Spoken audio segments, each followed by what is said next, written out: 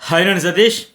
Big boss house నుంచి 5వ వారం ఎలిమినేషన్ అయితే కంప్లీట్ అయిపోయింది. డబుల్ ఎలిమినేషన్లో భాగంగా ఒక ఎలిమినేషన్ లక్స్ పాప ఫ్లోరా షైన్ అవుట్ అయిపోయింది. ఎలిమినేటెడ్ అయిపోయింది ఆమె. కానీ ఈవిడ హౌస్లోకి వచ్చినప్పుడైతే ఆ లక్స్ పాప పెద్ద హిట్ కనుక, అట్టగే వెంకటేష్ నువ్వు నాకు నచ్చావు కానీ ఇవి చాలా బాగుంది సినిమాల ద్వారా చాలా సూపర్ డూపర్ హిట్ సినిమాలు చేసింది. కాస్త గుర్తింపు ఉండేది ఆశా షైనిగా. సో ఏదో బాగుంటుంది, కొంత ఆట అంత ఇంత ఉంటుందని చాలా అంచనాలతో వచ్చింది. కానీ తెలుగు రాకపోవడం వల్ల కంప్లీట్గా జీరో కంటెంట్.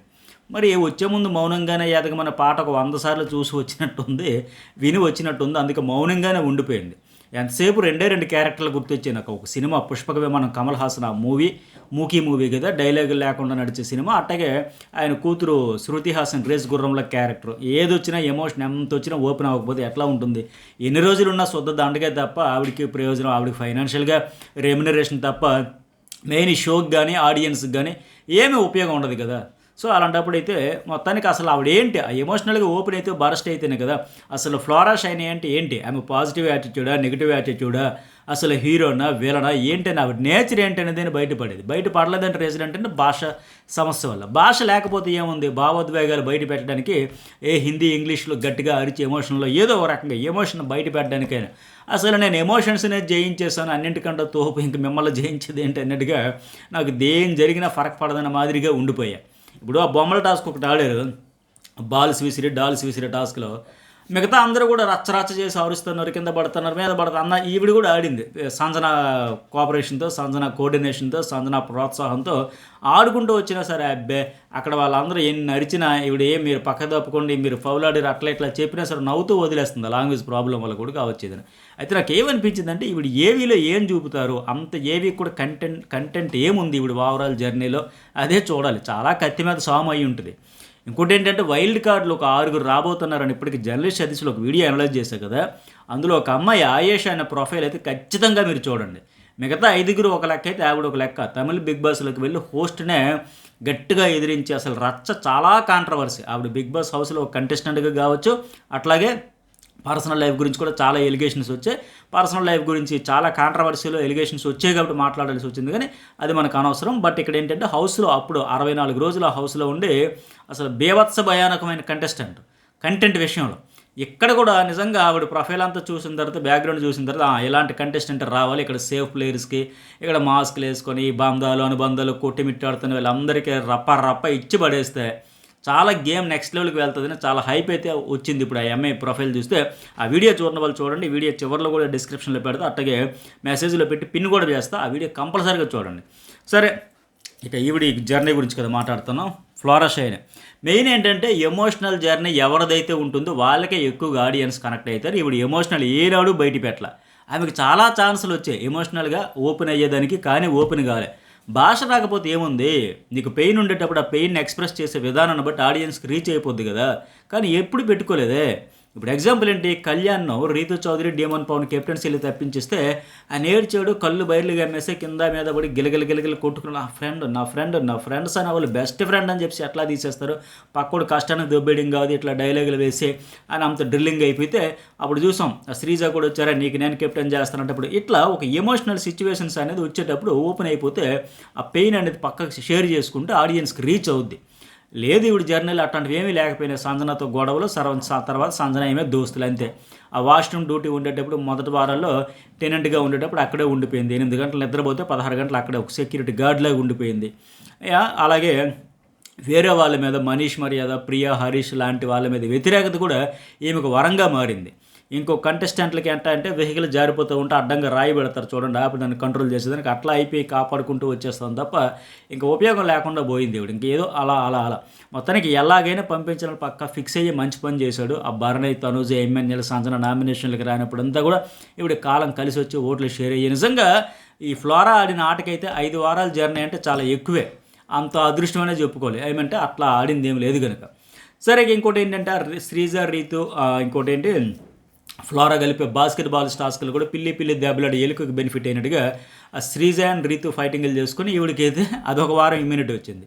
ఓట్ల పరంగా చూసుకుంటే మిగతా వాళ్ళ మీద వ్యతిరేకత వల్ల, అట్లాగే బాగా ఓటింగ్ ఉండే వాళ్ళ నామినేషన్లోకి రాకపోవడం వల్ల కాలం కలిసి వచ్చింది. అట్లాగే దీనికి తోడు బంపర్ ఆఫర్ ఏంటంటే వాళ్ళిద్దరు కొట్టుకుని ఈఎంఐకి ఒక బెనిఫిట్ ఇచ్చారు. అట్లా ఆ వారం కూడా తప్పించుకుంది. అంటే ఏ వారం వస్తే ఆ వారమే అవుట్ అయిపోద్ది అనుకునే కంటెస్టెంట్. సో ఇప్పుడు కూడా చూసాం. సరే మరి డీమోను బర్నీ మన బెడ్ మీద పడేటప్పుడు కూడా రాంగ్, మనకైతే బర్నీ కింద పడినట్టు కనిపిస్తుంది. కానీ వీడియో పోనీ ఇంకేమైనా ఆవిడ ఎందుకు చెప్పింది ఏంటో, అప్పటికి రామరాధుడు చెబుతున్నా సరే బర్నీ కింద పడ్డారని చెప్పినా సరే నాకు డీమోన్ అని చెప్పి తీసేసింది. మరి ఎందుకు ఏంటి ఆవిడ ఏ యాంగిల్లో చూసిందో మనం వీకెండ్లో చూద్దాం అనుకున్నాం కదా. ఇప్పుడు నాగార్జున గారు కూడా క్లారిటీ ఇచ్చేసారు అందులో. సో ఎందుకు తీసేసిందంటే రీతు అంతకుముందు ఆ టాస్క్ ఏదైతే ఉందో, నేను ముందు చెప్పిన టాస్క్లో హడ్డిల్స్ దాటుకుంటూ జంప్ చేయాల్సి వచ్చిన టాస్క్లు ఆడేటప్పుడు రీతి ఈవిడని ఇలా క్రాస్ చేసుకుంటూ వెళ్ళిపోయింది కదా దాటుకుంటూ. ఇది అన్ఫెయిర్ గేమ్, అన్ఫెయిర్ విన్నర్ అని చెప్పి ఈవిడ లోలానే కుమిలిపోయి మాట్లాడింది కదా. సో ఆ పగ ఇక్కడ పెట్టుకుందని అర్థమవుతుంది. అప్పటికైతే ఓకే, ఆ వీకెండ్లో లాస్ట్ వీక్లో లైట్ తీసుకుంది. నాగార్జున గారు కూడా చెప్పాక అందులో తప్పే ఉందమ్మా, స్ట్రాటజీ వాడింది కదా, మనం అంతకుముందు ఆ 3 టాస్కుల్లో గెలిచేసావు కదంటే. అయినా సరే ఈ వారం తనకు పగ ఉంచుకుంది మనసులో అర్థమయ్యి ఇక్కడ డీమోన్ ఉంటే రీతికి హెల్ప్ చేస్తారని తగ్గించేసింది. సో ఫోన్లో ఏదో ఒకటి రైటో రాంగో ఫౌలో ఆ ఫెయిరో అన్ఫెయిర్ ఏదో ఒక స్ట్రాటజీ అయితే మొత్తానికి ఆట అయితే ఆడింది అనిపించుకుంది తప్ప ఏమీ కనెక్షన్ లేదు. హౌస్లో ఎన్ని రోజులు ఉన్నా సరే భారం మీద తప్ప ఏమీ లేదు.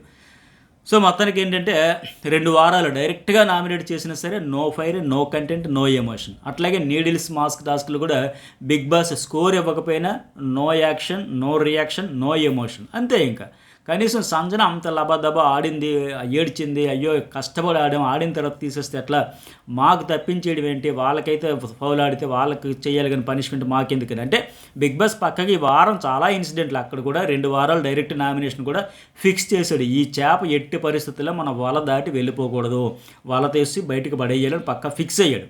సో అది ఎక్కడ తప్పించుకుంటుందేమో నీడిల్స్ టాస్క్ దగ్గర కూడా అమ్మయ్య అవకాశం దొరికింది కదని చెప్పి. అంటే సంజన ఎలాగైనా కంటెంట్ వస్తుంది, సంజనకు ఓటింగ్ ఉంది, ఆవిడ సేవ్ అయిపోద్ది. పైగా దీనివల్ల ఆవిడ కూడా ఇంకా సింపతి వస్తుంది, మైలేజ్ వస్తుంది. కానీ ఫ్లోరా ఎక్కడ సేవ్ అయిపోతుందని భయంతోనే పాయింట్లు కూడా ఇవ్వకుండా అక్కడ కూడా పనిష్మెంట్ ఇచ్చినా సరే అప్పుడు కూడా రియాక్షన్ లేదు. పోనీ అప్పుడైనా సరే అయ్యో బిగ్ బాస్ మేము కింద మీద పడి కొట్టుకుని ఆడాము, దెబ్బలు దాకించుకుని అడిగాము, ఏదో రకంగా బరస్ట్ అవుతుందంటే లేదు. మరి ఇంకెప్పుడు వస్తుంది ఈవిడ నుంచి కంటెంట్, ఎప్పుడు బిగ్ బాస్ ఆశించాలి, ఎప్పుడు మనం చూసి తరించాలి చెప్పండి. అట్లాగే టాస్కులు బాగా ఆడి వచ్చిన తర్వాత దివ్యాభరణి తప్పించేటప్పుడు కూడా సంజన మళ్ళీ రియాక్ట్ అయింది. ఏంటి బిగ్ బాస్ ఇది కర్మ సిద్ధాంతం, బిగ్ బాస్ అప్పటికే చెప్పాడు ఫ్లోరా సంజన మీరేమైనా మాట్లాడాలంటే మాట్లాడుకుంటే ఆ సంజన లేచి కర్మ సిద్ధాంతం అంటూ ఒకటి ఉంటుంది, మేము కిందకి పైకి వస్తాం, అయినా సరే మేము గివ్ అప్ ఇవ్వం, మళ్ళీ ఆడతాం, కమ్బ్యాక్ ఇస్తామని ఆవిడ చెప్పిన ఇప్పుడు అబ్బే చడి చప్పుడు లేకుండా అప్పుడు నో యాక్షన్, నో ఎమోషన్. ఇంకెప్పుడు వస్తుంది ఆవిడ, ఇంకెప్పుడు వస్తుంది?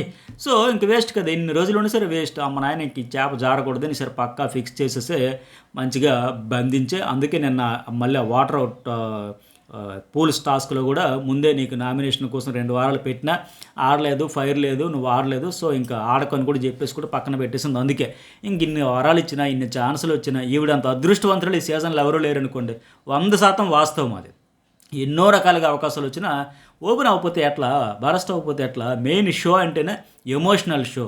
సో ఇంత పెద్ద షోలోకి వచ్చిన తర్వాత ఎమోషనల్ పీక్స్లో ఉంటాయి ఎవరికైనా. ఇప్పుడు నేను ఎమోషన్స్ని జయించేసాను అనుకుంటే ఇంకెట్లా. రియల్ లైఫ్లో మంచిదే అది, కానీ రియాలిటీ షోలో అది వర్కౌట్ కాదు. ఎమోషన్తోనే కనెక్షన్ వస్తుంది ఆడియన్స్తో. అది సెంటిమెంట్ కావచ్చు, ఫైర్ కావచ్చు, అన్యాయం జరిగిందని కావచ్చు, ఏదో ఒకటి మొత్తానికి బాగా ఒక ఎమోషన్ అనేది ఎలివేట్ అయితేనే మంచి కనెక్షన్ వస్తుంది. బట్ అవి అన్నీ హైడ్ చేసి పడేస్తే మరి ఆవిడ పర్సనల్ లైఫ్లో, రియల్ లైఫ్లో కూడా ప్రతిదానికి అయితే పొంగిపోవడం లేదా కుంగిపోవడం ఉండదేమో, కానీ పోనీ అక్కడ ఓకే మంచి లైఫ్ స్టైల్ అవుద్ది అట్లా. బట్ ఇక్కడ రియాలిటీ షోలో మాత్రం ఆడియన్స్ చూడాలంటే మీకు ఏదైనా జరిగినప్పుడు, అన్యాయం జరిగినా లేకపోతే మిమ్మల్ని పక్కన పడేసినా ఏమైనా ఉండే ఓపెన్ అవ్వాలి. సో మొత్తానికి కంటెంట్ అయితే లేకపోవడం వల్ల ఎన్ని రోజులున్న వేస్ట్ అని చెప్పి. నిజంగా ఏంటంటే సంజనాతో ఫ్రెండ్షిప్, అసిస్టెంట్, సర్వెంట్ అన్నారు, కానీ తన స్క్రీన్ స్పేస్ కోసం సంజన హడావిడి వల్ల ఇవిడికి మైలేజ్ వస్తుందనే ఉద్దేశంతో ఒక ఫ్రెండ్షిప్ బాగా ఆర్గానిక్గా వచ్చిన ఫ్రెండ్షిప్ అది. ఫస్ట్ అయితే వీళ్ళిద్దరే గొడవ పడ్డారు కదా, ఆ జైల్లో ఉన్నప్పుడు సంజన పరామర్శ ఫ్రూట్స్ ఇవ్వడం వల్ల బాండు, అంతే తప్ప సర్వెంట్ కాదని అందరూ బోరింగ్ చెప్పారు. ఫైనల్ ఆడియన్స్ కూడా అదే ఫీల్ అయ్యారు, బిగ్ బాస్ అంతకుమించి ఫీల్ అయ్యాడు. ఇక చాలమ్మ వెళ్ళిపోమనేది పంపించాడు. మొత్తానికి సంజన ఎలిమినేషన్ 100% ఫెయిరే, నో డౌట్. ఇంకొక డబుల్ ఎలిమినేషన్ కదా, మరి రెండో ఎలిమినేషన్ ఎవరు ఏంటనేది అప్డేట్ రాగానే అయితే షేర్ చేస్తా. ఎందుకంటే ఆ పవర్ అస్త్రాతో చాలా లింకులు పెట్టి బిగ్ బాస్ అయితే గేమ్ ఆడబోతున్నాడు. ఆ పవర్ అస్త్రాతో ఎవరిని సేవ్ చేశారు, ఎట్లా వాడతాడు, అది ఎవరికి వచ్చింది ఏంటంటే మరొక వీడియో 2 ప్రోమోలు వచ్చాయి కదా, ఆ ప్రోమోలు ప్లస్ ఆ పవర్ అస్త్ర అప్డేట్స్ అన్నీ కలిపి మరొక వీడియోలో షేర్ చేసుకుంటా. ఈ వీడియోకి ఎంతవరకు లైక్ చేయడం లైక్ కొట్టండి, సబ్స్క్రైబ్ చేసుకోండి, అట్లాగే మీ ఒపీనియన్ కూడా మెసేజ్ అయితే పెట్టండి.